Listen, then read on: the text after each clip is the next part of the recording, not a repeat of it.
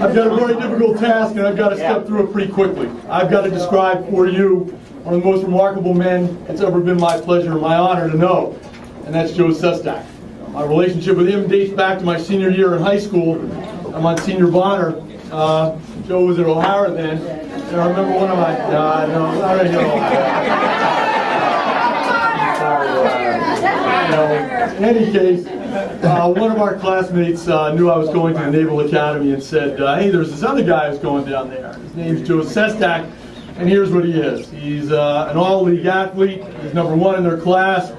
He's a star of every extracurricular activity they have. He gives his time to work with disabled children at the Don Brunella School, and he's going to be your classmate in Annapolis.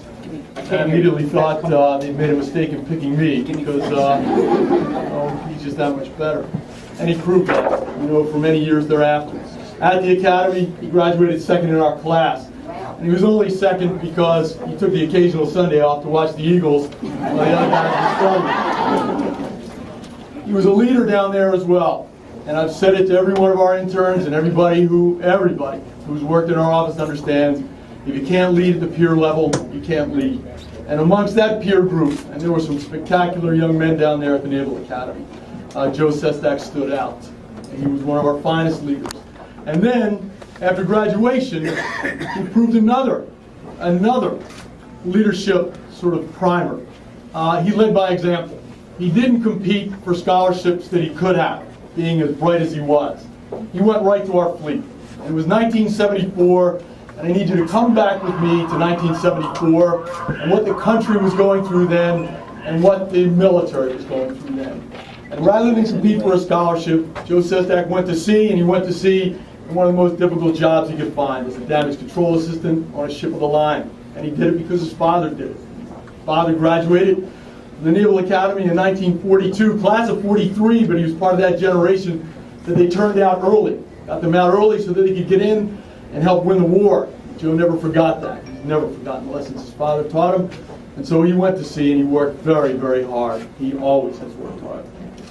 And he made a lasting impression on every sailor he's ever worked with, and he made a lasting impression again on his peers. Because we watched what he did, and we thought about the fellows who just come home from Vietnam. And there's a lot of Vietnam-era veterans here, and Tom Clay standing here right in front of me. I spent 30 years in the Navy, and I didn't give as much to our country as Tom Clay did. And I want to thank him and all the rest of the fellows, men and women who did that.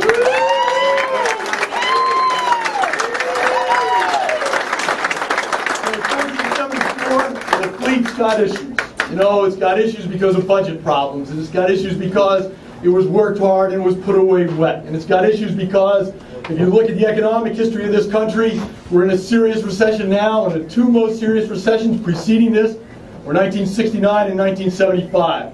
And that was right on the backs of those kids who had just come home from Vietnam. And Joe Sestak's never forgotten that either. Because when they came home, they didn't get the education they deserved, they didn't get the health care they deserved, and they didn't get the job opportunities they deserved. And when he went to Congress in 2006, he was committed to fixing that, and by God he has. And I want to thank him for that.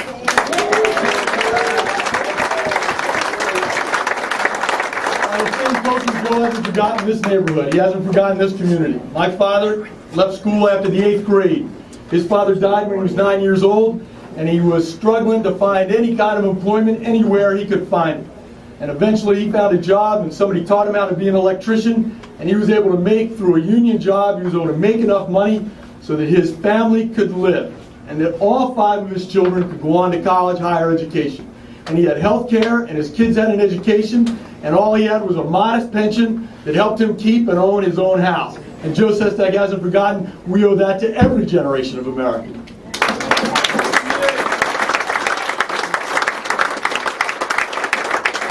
He's also very cognizant of the fact that we're losing that.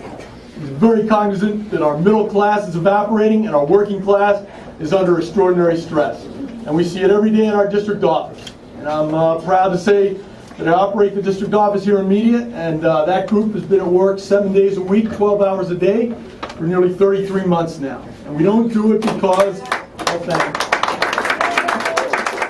We We don't do it because we're workaholics. We do it for a very simple purpose. At the end of the day, we have to ask ourselves, all right, if we quit working early, whose problem would we solve? And that doesn't come from us, that comes from Joe Sestak. Because every problem we give him, everything we can't solve, everything government's not able to address right now, he takes down to Washington and he works legislatively to find the ways and the means so that it can in the future. And I can't thank him enough for that. Because here's the deal. And I'll just give you a couple of quick examples. You have to look into the eyes of a World War II veteran. You have to look into a man in his mid-80s who comes to your office and says, when I came home from the war, I didn't want anything from the government. The patriotic thing was not to take anything from the government, so I didn't. But I'm in my mid-80s now, and my wife is ill, and my son and daughter are having difficulty with their careers, and I've got grandchildren. And I sure would like a little help from the VA with my medicines so that I can give them some help. And I had to tell him, you're not eligible. You're not eligible because in 2003, when we're at war, when we've got young men coming home maimed in a terrible way, and we've got our Korean veterans in their 70s, our World War II veterans in their 80s, and our Vietnam veterans in their 60s, in 2003, someone decided that was the time to restrict access to the VA. And that's got to be fixed. It has to be fixed. And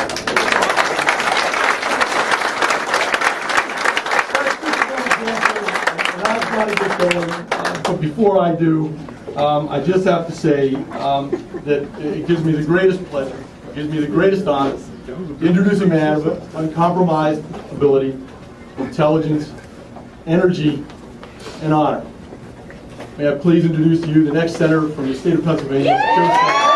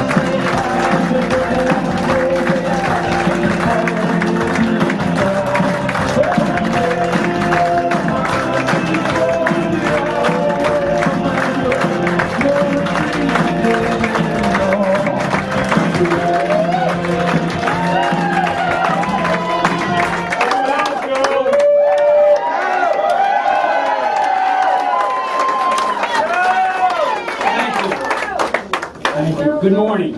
I'm Joe Sestak. And this is my wife, Susan. The best thing. Some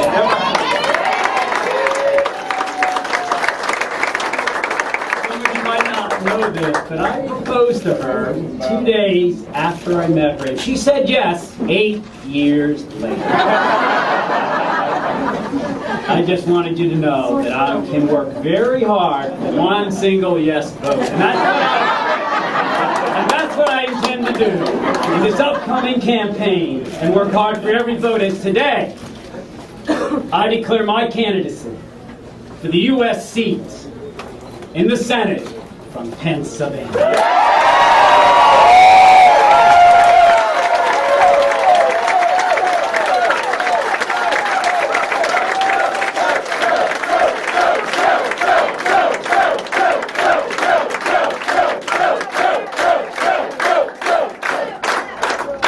In Pennsylvania, where I was born and bred, just like throughout the rest of this country, we find ourselves in pretty challenging times. But this nation, particularly we Pennsylvanians, have always thrived on the knowledge that with adversity comes opportunity.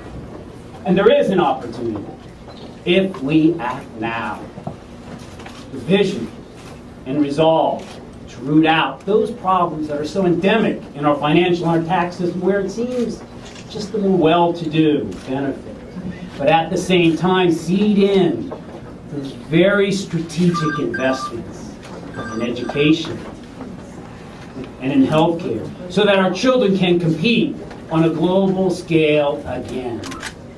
But most importantly, to reclaim those core principles, particularly in Washington, D.C., of hard work, of honesty, and accountability to once again, principle triumphs over politics.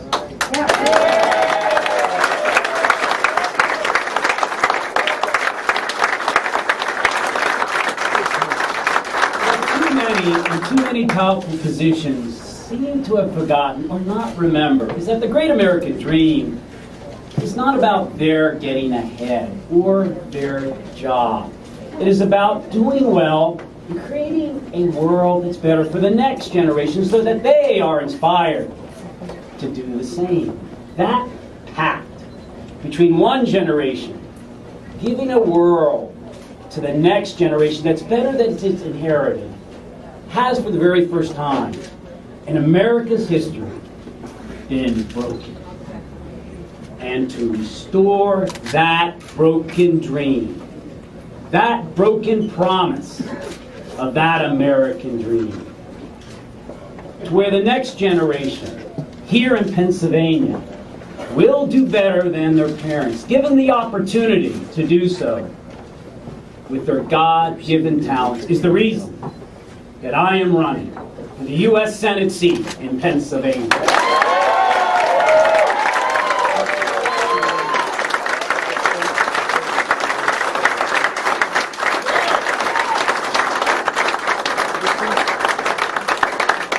But there's a lot of work to be done, and everyone needs to roll up their sleeves, because it's as John F. Kennedy said so well once, the hour is late, but the agenda is long. Just a few months ago, this nation of ours was on the brink of a Great Depression, not because of any outside catastrophic set of events, but rather because of the simple forces of greed, short-sightedness, backroom deals, and a long-standing lack of accountability, particularly from Washington, D.C. We may have pulled back from that edge, but not until the damage had actually been done and the brunt of it borne by the working, by the middle class. What has happened to everyone's savings, pensions, retirement here? What has happened to that nest egg that you hoarded and built and protected your entire life on? When you went off to work early in the morning, and then came home at times later at night, a little bit more time away from your family, so that you could take those extra earnings and place it into a health, an education, a retirement fund for your family's protection. And now when you look at your 401k, if you still have a 401k, what you see is not the loss of money. What you see are those lost years of effort, those lost years of labor that you can never, ever reclaim. What you see is the loss of the security of your family you so care about. America is built, and has always been built, on the faith that if you work honestly and hard, that you will be rewarded. What happened? At best, and I mean at best, some people were asleep at the switch. Those people who you sent to Washington to represent you, to look out for you, failed to do so, and they must be held accountable.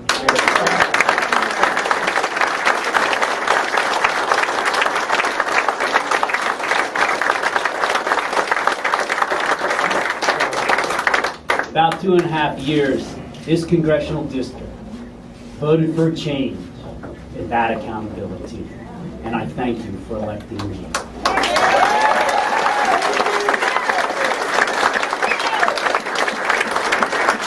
I love this job. little under a year ago, this nation voted for a change in that accountability.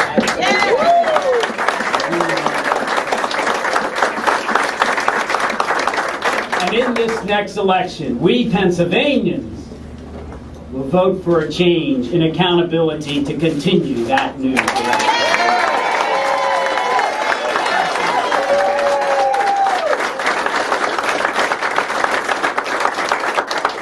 But the challenge we face today, I believe, is itself an opportunity for us all to remember that America's strength has never been built on the power of its force of arms, on its industrial might, or even on its innovation.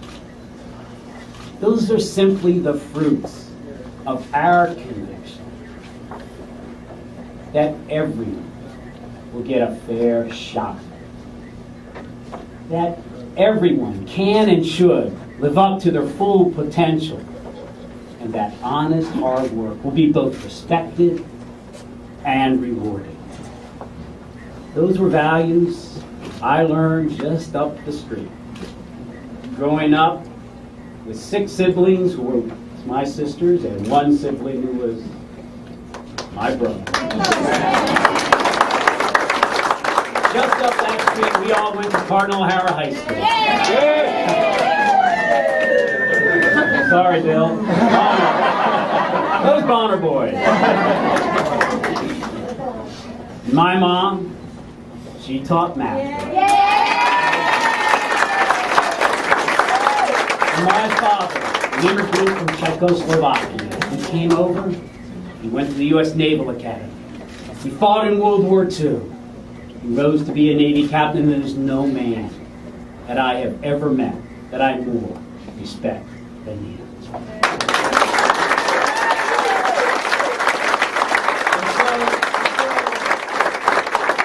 Grade, I decided I was going to be like him. And in 1970,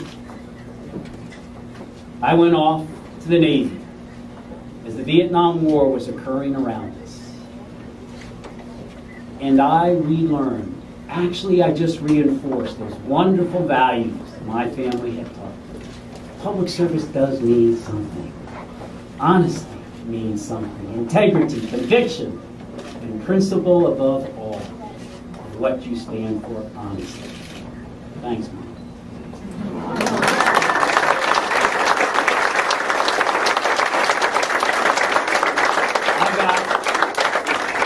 I got to see the challenges of peace when I worked for President Clinton as his director for defense policy.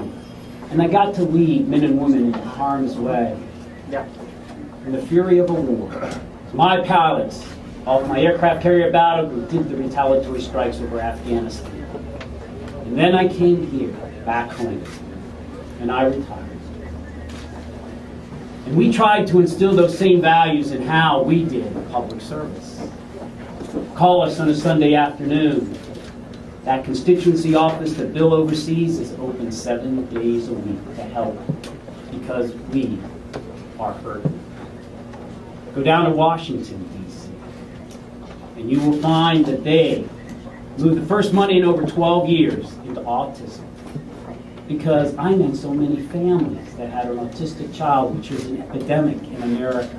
And with Pennsylvania recently having an increase of 37% in elderly abuse, the first bill was passed in the House of Representatives. In 17 years, we begin to protect our seniors from elderly abuse.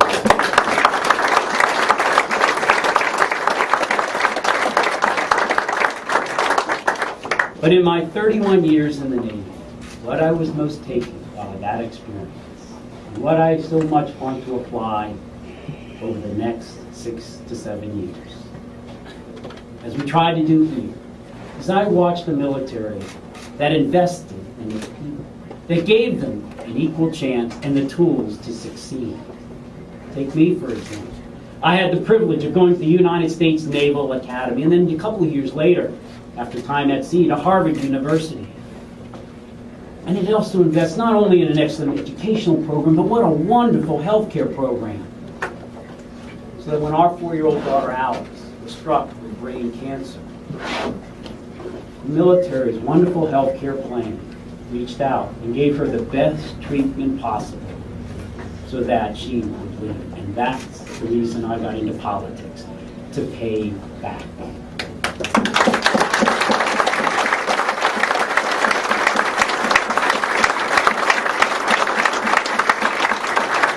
Why does the military invest in its people? Well, there's a great big dividend.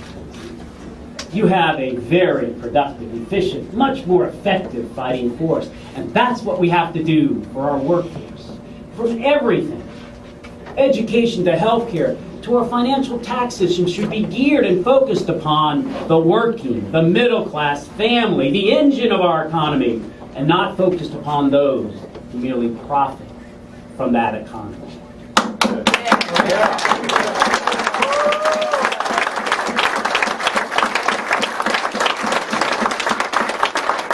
We can strengthen our workforce, and we must. Imagine a healthcare reform that is exactly competitive, innovative, affordable, accessible, and has quality. We're Americans. We're Americans. We can do that.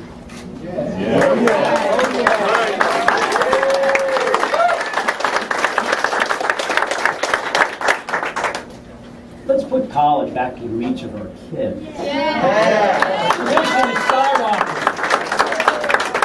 Wages are falling. That's not how we wanted to enter the 21st century, nor should we continue that way. Show me. I challenge you to show me any country that is prosperous that is not educated, or any educated nation that is not prosperous. I don't believe you can overinvest in knowledge.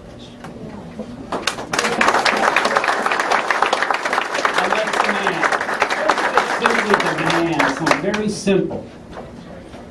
very simple accountability and transparency to where our systems don't seem just to benefit. In a way you can't even see the well-to-do, the wealthy, the connected, just the powerful and not the engine of our economy. And let's again lead this world by example and not intimidation. Let's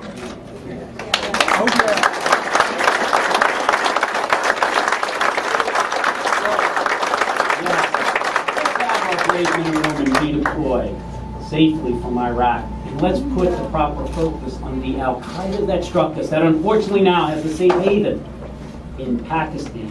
We must be engaged in this global war of terror, and we will win it. But without ever again losing sight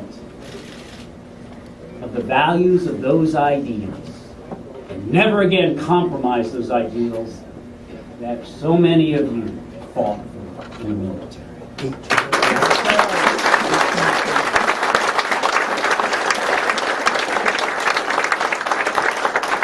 And let's also use our example in this way.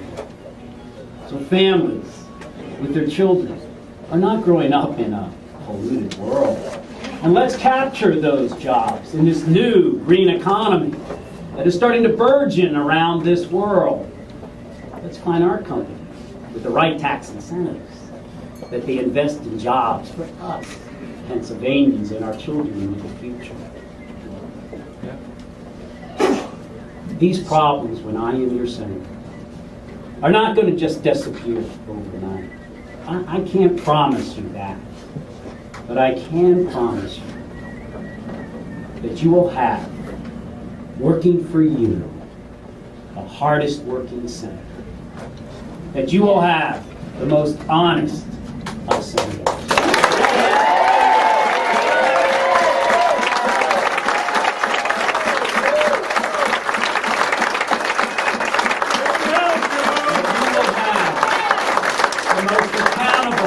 Senators, you will have the most caring of senators, and you will have the senator with the most energy that you have.